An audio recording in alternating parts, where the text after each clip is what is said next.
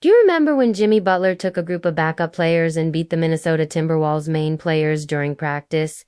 He said, "I just beat them with the backup team. This is your main team." Then he went on TV and told everyone he came and beat them badly. He left the team and did an interview at home where he criticized Coach Tom and teammates like Karl-Anthony Towns and Andrew Wiggins. He told the team manager, "Scott, you really need me." When asked, "How would you describe what happened today?"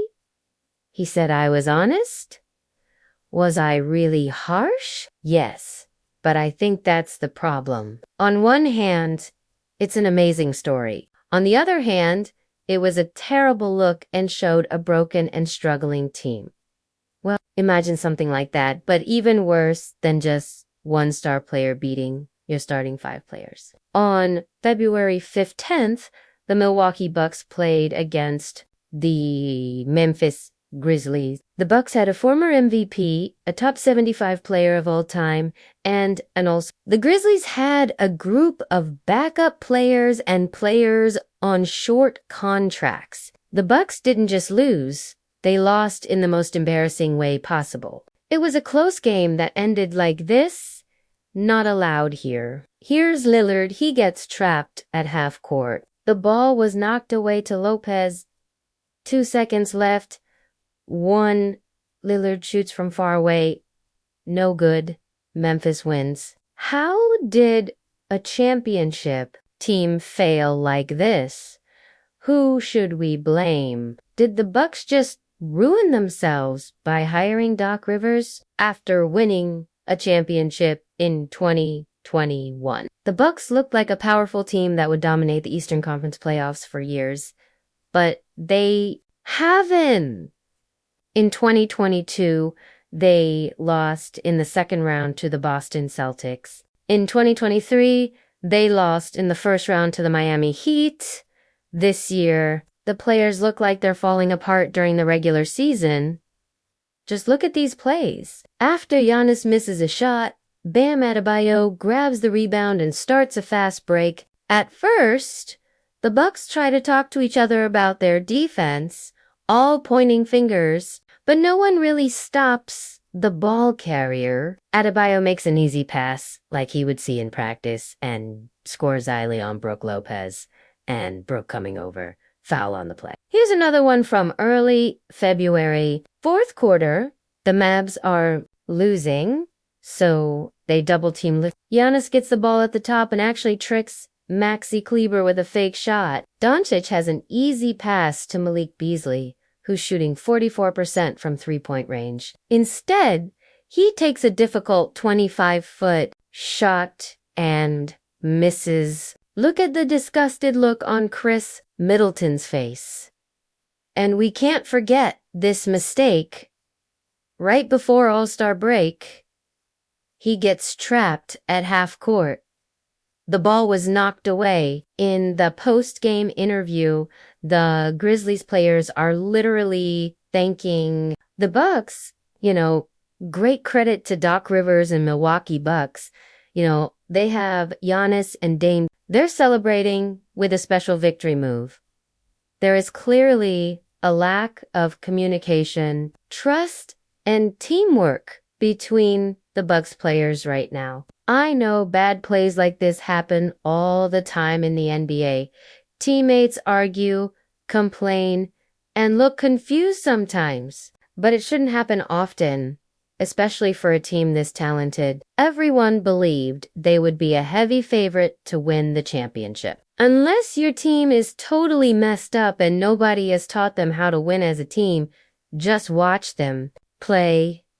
1 minute. It's Giannis trying to score by himself with jump shots. A couple nights ago in Denver, a guy who can absolutely shoot well, Giannis with a tough turnaround shot. The next minute, it's a Dame Lillard pick and roll play, looking very sharp in this play.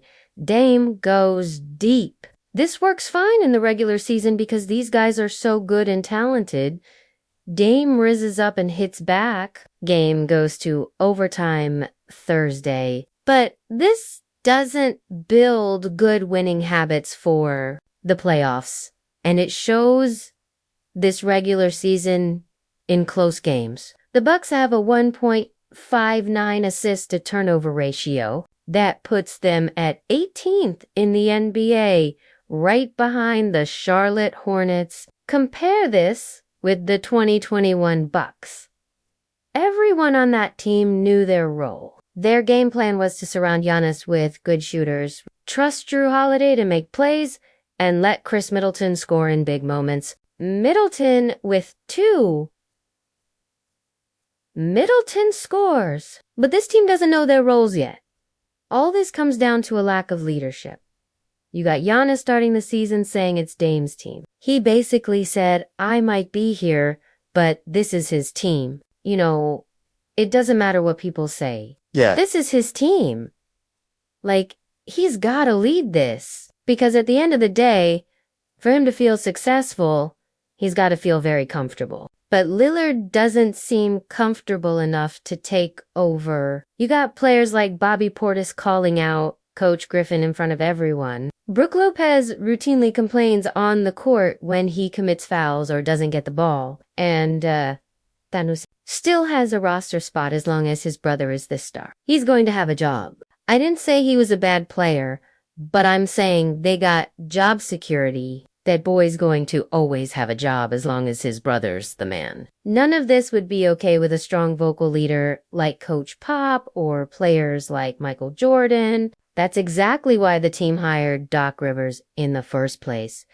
The guy is famous as a player's coach. The Milwaukee Bucks really thought they made a sure bet, hiring this guy for 3 years for $40 million. The owner of the Bucks even called the Boston Celtics owner to get a clear and honest recommendation. But I think the team owners are still living in 2009 when Doc had just won a title, because there's proof that this dude has completely failed. Upward with some of the greatest talent to ever play, almost like it was planned. Everything that could go wrong for the Bucks has gone wrong. It's been difficult. It's been probably more difficult than I thought. Doc Rivers took over a successful Bucks team with the second best record in the East and has done nothing but ruin them. The Bucks have lost to the 15-win Portland Trail Blazers, the 13-win Charlotte Hornets, and the 2-win Memphis Grizzlies. As you know, Memphis was missing all 5 of their starting players, and Giannis had 35 points. Since Doc's hiring, the Bucks are one of the worst teams in the league. They're 24th in offensive rating, 21st in defensive rating, and 23rd in overall net rating. So what's Doc's response to this poor play? Blame the players. You know, we had some guys here.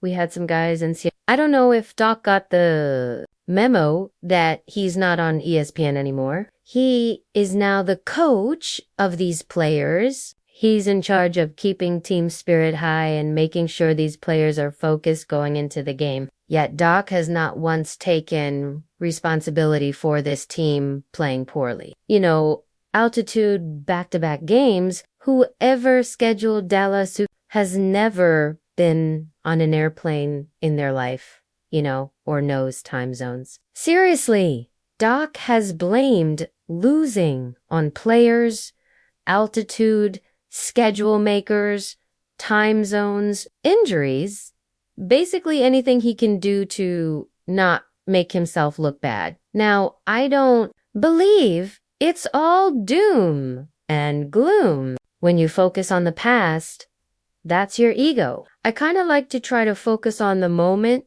in the present, and that's humility.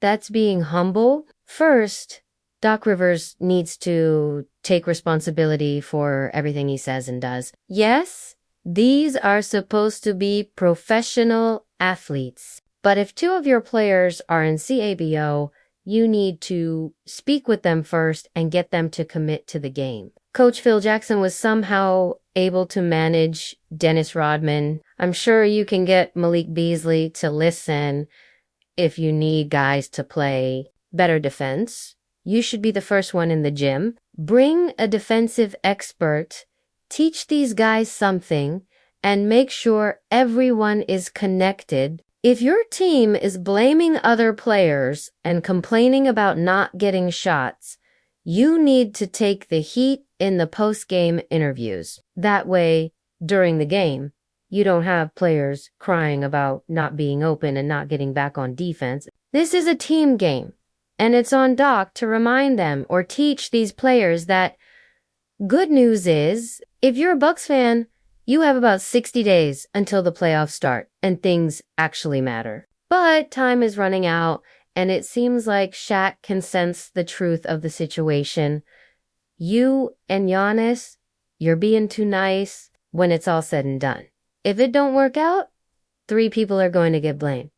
Doc, you, and Giannis. So you and Giannis got to make sure the troops get it done. There's no reason but Doc being there.